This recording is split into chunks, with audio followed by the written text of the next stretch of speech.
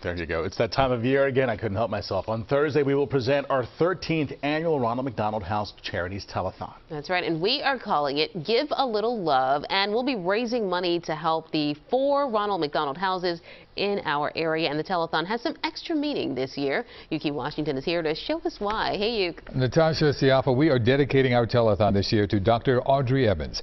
Dr. Evans, along with former Eagles general manager Jimmy Murray, gave the families of sick children a home. We lost Audrey in September at the age of 97. Her story may have started in Philadelphia, but soon the entire world will know how and why this pioneer changed so many lives. I didn't do any of this alone. In a lot of ways, she was the troublemaker. She was the troublemaker that made change. Dr. Audrey Evans may have been a troublemaker, but she was also a trailblazer, a woman who created a home for the families of sick children, and that home turned into hundreds of homes across the world. The rest is history, but guess what? That history is being documented even more now. There's going to be a major motion picture about her life and legacy. She is a hero. She's the type of person who deserves to be on screen. Filming in Philadelphia has ended. The project is entitled Audrey's Children. It stars Game of Thrones actress Natalie Dormer. The movie takes place in 1969 when Audrey first comes to Philadelphia as the first female chief of pediatric oncology at CHOP. She would see families sleeping on hospital floors, cutting treatment short because they couldn't afford to stay in town long enough, and she came up with this concept of the Ronald McDonald House.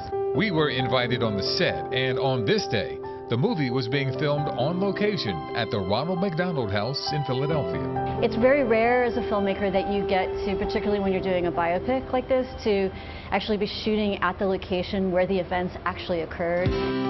And there's a kind of magic that occurs when you have that opportunity. The magic of writing the story was placed in the more than capable hands of writer-producer Julia Fisher-Farbman.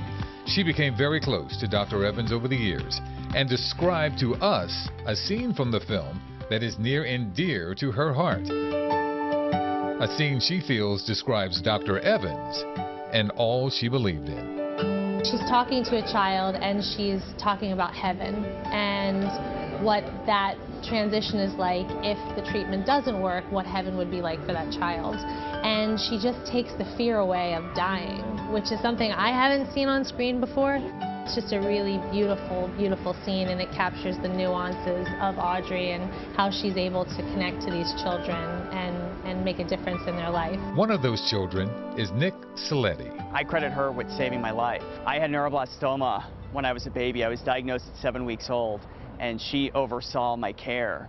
And she did so much research and so many studies on neuroblastoma specifically, to the point where they actually named the stages of neuroblastoma after her. It's called the Evans staging system. She just, in so many ways, she saved my life. Nick is a morning news anchor in Phoenix, Arizona. He may be living far away now from his childhood home, but his friendship with Audrey Evans was as close as it could be. She was like family. In every room she walked in, she would just light it up with her smile. She had a razor-sharp wit, was so funny, would crack jokes, and I mean, even up until the very end, I saw her just in March, and she was still making us laugh. I really feel like she was an angel on earth, and she's no longer with us now, but she gets to be with all the other angels. And when viewers look at this film, they'll be witnessing an extremely special behind-the-scenes story when it comes to the making of. They get to be a part of a team telling the story about a woman whose ideas and mission impacted my life personally. Filmmaker Andre Sabalet fought retinoblastoma as a child and stayed at the Philadelphia Ronald McDonald House. And now he's on the film crew for Audrey's Children. The Ronald McDonald House is home. Even now when I go back to visit, it feels like I'm going back to my childhood home. I had friends at the house that were also patients. There was this feeling of not being alone and community that I will always carry with me in my heart. I can't tell you how many times filming I would shed a tear. To be able to see her story come to life and the genuine caring portrayals of not just her but other folks who played a role was something that I will carry with me for the rest of my life.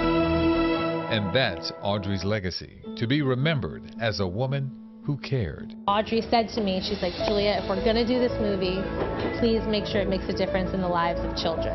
So I hope that people watch it and they do something that helps the children all over the world. It might just seem, okay, I'm giving money. You're giving people hope. You're showing them that there are people out there who care, and you're helping them weather this storm. And won't you give these families some hope? All you have to do is give a little love. Our telethon is Thursday from 6 a.m. to 8 p.m. throughout the day.